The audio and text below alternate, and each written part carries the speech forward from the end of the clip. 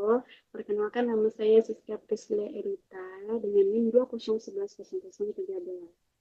Di sini saya akan mempresentasikan tentang statistik kesehatan pada mata kuliah statistik yang diampu oleh Ibu Nurul Widya SSI MSI. Saya akan mempresentasikan tentang statistik kesehatan. Ada beberapa konsep statistik yang dimana statistik itu sangat penting dalam kehidupan, terutama dalam melakukan penelitian, yang dimana penelitian dan statistik ini adalah dua hal yang tidak dapat dipisahkan satu sama yang lain. Orang peneliti yang akan melakukan penelitian akan membutuhkan ilmu statistik ini dalam penyusunan sebuah proposal penelitiannya. Nah, dari sinilah peneliti akan berhubungan dengan yang namanya statistik. Selanjutnya, apa itu statistik? Ada beberapa para ahli yang menjelaskan tentang definisi statistik itu.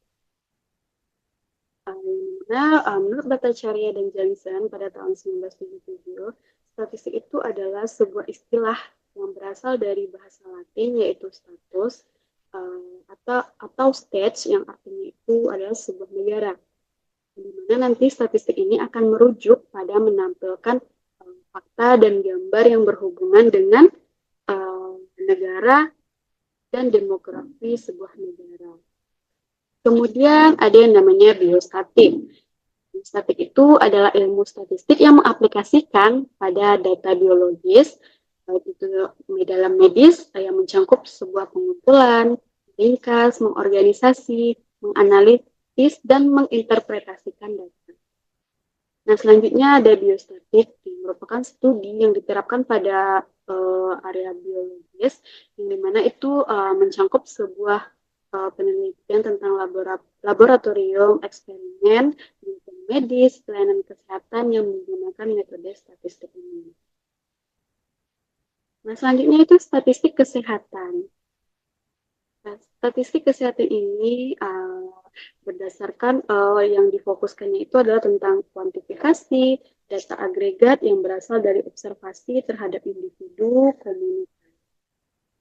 Kemudian ada pun kesehatan populasi dan pengaruhnya. Nah, nanti itu statistik ini akan memberikan informasi lebih tentang agregat sebuah institusi atau kejadian-kejadian kesehatan daripada informasi tentang seorang individu atau sebuah kejadian. Nah, selanjutnya itu ada statistik deskriptif. Nah, itu adalah suatu prosedur untuk meringkas dan menjelaskan karakteristik penting dari seperangkat pengukuran. Dan kemudian statistik deskriptif ini akan digunakan untuk meringkas dan menggambarkan karakteristik dari satu data dan mengidentifikasikan pola-pola dari suatu set data. Itu dikenal dengan analisis data eksploratif yang menjelaskan tentang isi dan membuat gambaran tentang data tersebut. Kemudian ada statistik inferensial atau sering disebut juga dengan analisis data konfirmatif. Nanti ini menurut Charnix and Press pada tahun 2003 itu merupakan statistik yang digunakan oleh peneliti untuk menarik kesimpulan tentang dunia dan menguji hipotesis formal. Ada juga menurut Mendenhall dan teman-teman yang lainnya pada tahun 2009 merupakan statistik inferensial ini suatu prosedur yang digunakan untuk membuat kesimpulan tentang karakteristik populasi berdasarkan informasi pada sampel yang digambarkan dari populasi tersebut. Nah, apa peran statistik dalam proses penelitian? Berarti statistik ini memiliki peran yang sangat penting dalam suatu proses penelitian. Pertama itu nanti dapat mengidentifikasikan sebuah pertanyaan, terus memilih pendekatan pada penelitian, memilih desain penelitian dan teknik data serta analisis datanya. Statistik sangat bermanfaat jika diaplikasikan dengan benar sesuai dengan ilmu statistik yang dipelajari. Nah, salah satu benefitnya itu to measure and control uncertainty. Nah, bagaimana dengan siklus penelitian dalam statistik ini? Yang pertama itu kita dapat mengidentifikasikan dan mendefinisikan masalah penelitian yang akan kita lakukan. Kemudian kita akan membentuk sebuah tujuan dalam penelitiannya, serta rumus masalah dan hipotesis yang akan kita capai dalam sebuah penelitian yang akan kita lakukan. Setelah itu kita akan mendesain penelitian. Setelah mendesain, kita akan mengumpulkan data penelitian dan menganalisis data dengan menggunakan statistik ini. Contohnya, kita dapat menganalisis data menggunakan software atau yang disebut dengan SPSS. Setelah kita menganalisis data, maka kita akan menginterpretasikan hasil dan menarik sebuah kesimpulan dari hasil penelitian yang telah kita lakukan tersebut. Di sini saya akan melanjutkan tentang populasi, sampel, dan sampling. Nah, yang pertama itu tentang populasi penelitian. Ada beberapa definisi tentang populasi. Itu pertama, populasi adalah kumpulan semua individu atau item yang dipertimbangkan dalam statistik penelitian. Yang kedua itu ada populasi yang dimana adalah semua elemen yang cocok dengan kriteria inklusi sampel dalam sebuah studi yang akan dilakukan atau yang akan digunakan dalam sebuah penelitian. Selanjutnya ada itu populasi yang dimana merupakan sekumpulan orang-orang, baik itu orang-orang ataupun binatang atau objek yang akan kita teliti oleh peneliti. Selanjutnya ada tentang semua individu atau mencangkup semua individu yang membuat peneliti tersebut tertarik untuk diteliti. Selanjutnya itu ada di mana populasi itu seluruh rangkaian orang-orang, benda atau peristiwa yang diinginkan oleh peneliti untuk dilakukan penelitian. Nah, ada beberapa tipe populasi penelitian. Ada populasi target, yaitu bagian dari target populasi yang akan digunakan dalam sebuah penelitian.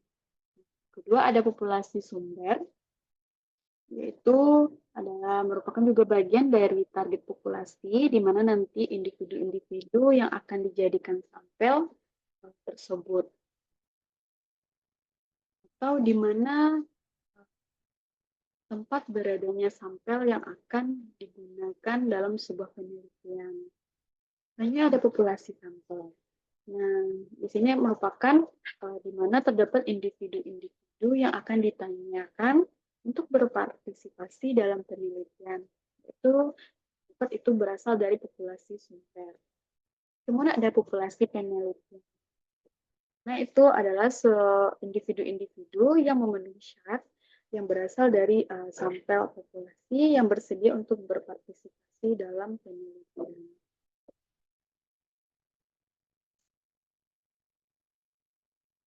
Selanjutnya ada sampel penelitian. Ada beberapa definisi tentang sampel. Yang pertama itu adalah sampel adalah bagian dari populasi. Nah, nanti informasi yang akan didapatkan dari sampel yang kita ambil dari sebuah populasi yang akan kita teliti. Kemudian itu berupa sub atau bagian dari populasi. Nah, pemilihan sampel atau sampling melibatkan pemilihan sampel dari populasi yang akan diteliti. Kemudian salah satu menjadi bagian dari populasi yang digunakan untuk menarik kesimpulan tentang populasi. Ada perhitungan besar sampel atau yang disebut dengan sample size calculation. Nanti perhitungan manualnya menggunakan sebuah rumus besar sampel yang harus memiliki atau ada hal-hal yang harus dipertimbangkan seperti tipe kesalahannya, confidence level, baku atau standar deviasi, varian, dan lain-lain. Kemudian ada juga tentang atau disebut dengan penelitian deskriptif. Jadi ada dua hal umum yang biasanya diteliti. Itu basic data berdasarkan data numerik atau sering kita sebut dengan mencari rata-rata atau mean. Kedua itu ada kategorikal atau kita mencari sebuah proporsi. Nah, yang pertama itu kita melakukan penelitian proporsi satu kelompok. Dapat kita lihat di sini, untuk melakukan penelitian proporsi satu kelompok itu akan menggunakan sebuah rumus Nah, N sama dengan Z kuadrat A dikali P dalam kurung 1 dikurang P dibagi E kuadrat. Ini nanti Z kuadrat A itu sama dengan 1,96, sedangkan P itu adalah proporsi dan E adalah presisi. Nah, berikut ada contoh soal. Nah, nanti sebuah toko S melakukan interview untuk mengetahui proporsi karyawan yang akan menjadi karyawan tetap pada toko tersebut. Nah, dari hasil survei diketahui bahwa proporsi karyawan sebesar 0,40 atau 40% dengan presisi 4%. Dan memiliki tingkat kepercayaan 95%. Dari sini kita sudah mengetahui bahwa presisi yang digunakan itu adalah 4% dan proporsinya adalah 0,40. Jadi kita langsung masuk saja ke dalam rumus. Dan nanti kita akan mendapatkan hasil sampel yaitu 577 dibulatkan. Selanjutnya ada penelitian untuk mencari nilainya apa pada satu. Berikut sudah ada rumus tentang mencari nilai min pada satu kelompok. Nanti atau kita bisa menggunakan rumus N sama dengan Z kuadrat A dikali varians dibagi dengan presisi. Atau kita bisa menggunakan rumus bagian bawah. Kemudian sampling. Sampling ini terbagi menjadi dua. Yang pertama kita tentang sampling probabilitas. Nanti sampling probabilitas ini menggunakan atau sering digunakan pada penelitian kuantitatif. Di sini ada beberapa jenis pada sampling probabilitas itu. Yang pertama ada simple random sampling, systematic sampling, stratified sampling atau cluster. Kita akan bahas satu-satu tentang beberapa jenis sampling probabilitas ini. Yang pertama itu sampel random. Itu metode yang simpel dan sederhana dan mudah diaplikasikan dalam penelitian. Selanjutnya ada systematic random sampling, yaitu pemilihan sampel menggunakan interval atau sampling interval yang nantinya akan dimasukkan ke dalam rumus sampling interval sama dengan population size dibagi sampel size. Selanjutnya ada stratified random sampling, yaitu merupakan variasi dari sampel random sampling. Teknik ini yang banyak digunakan dalam penelitian. Pada teknik ini dilakukan penelitian itu lebih banyak dilakukan pada strata. Prosedur teknik ini memerlukan biaya yang besar dan waktu yang banyak. Itulah kelemahan dari sampling stratified random sampling ini. Selanjutnya cluster sampling, yaitu penggunaannya sering digunakan jika populasinya itu besar atau terdiri dari banyak kelompok, misalnya seperti sekolahan, asrama, rumah sakit, kota, desa, atau suatu wilayah yang mencakup populasi yang sangat besar. Selanjutnya ada multi-stage random sampling. Penelitian ini dilakukan pada skala nasional.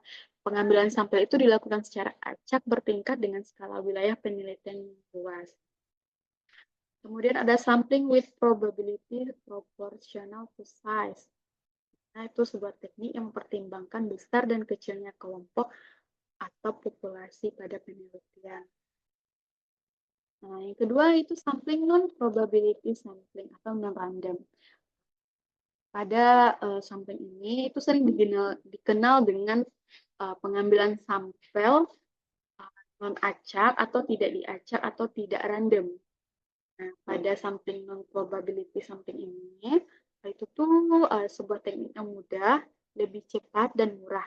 Hanya memerlukan sedikit informasi dan keahlian dari peneliti yang akan menggunakan probability ini. Nah, pada teknik ini itu umumnya digunakan untuk pengumpulan data kualitatif. Ada beberapa jenis-jenis penelitian pada sampling non-probability. Itu yang pertama purpose sampling atau judgmental sampling. Nah, metode ini yang paling umum digunakan terutama pada penelitian kualitatif, yaitu purpose sampling. sampel mengutamakan kriteria dan tujuan tertentu dalam pemilihan sampel pada teknik. Yang kedua ada snowballing, sampling atau chain sampling. Di mana metode pengambilan sampel itu seorang peneliti memulai pengumpulan datanya dari seorang responden pertama, nanti akan mengumpulkan data dari responden kedua sama halnya dengan pertama dan ketiga dan seterusnya. Yang kedua ada kota sampling, di mana sebuah metode yang banyak disukai oleh para peneliti untuk kenyamanan dan kecepatan dalam pengambilan sampel penelitian. Ada network sampling, nah itu sering diidentikan dengan no-snowballing sampling. Pada metode ini, peneliti memanfaatkan jaringan yang dimiliki oleh responden dalam penelitian. Selanjutnya ada convenience, incidental opportunity sampling. Itu sebuah teknik yang digunakan dengan beberapa alasan, misalnya easy to recruit, near at hand, likely to respond. Disebut dengan sampel yang paling lemah karena ketersediaan sampel available bagi peneliti. Kemudian konsekutif sampling, itu biasanya digunakan dalam penelitian klinik. Baiklah, sekian dari presentasi saya tentang statistik kesehatan, populasi, sampel, dan semoga hal ini dapat bermanfaat bagi teman-teman yang akan mempelajari tentang apa itu statistik, apa itu populasi, sampel, dan sebagainya. Sekian, terima kasih dari saya. Kalau ada salah dan janggal, saya mohon maaf. Saya ucapkan dengan Assalamualaikum warahmatullahi wabarakatuh.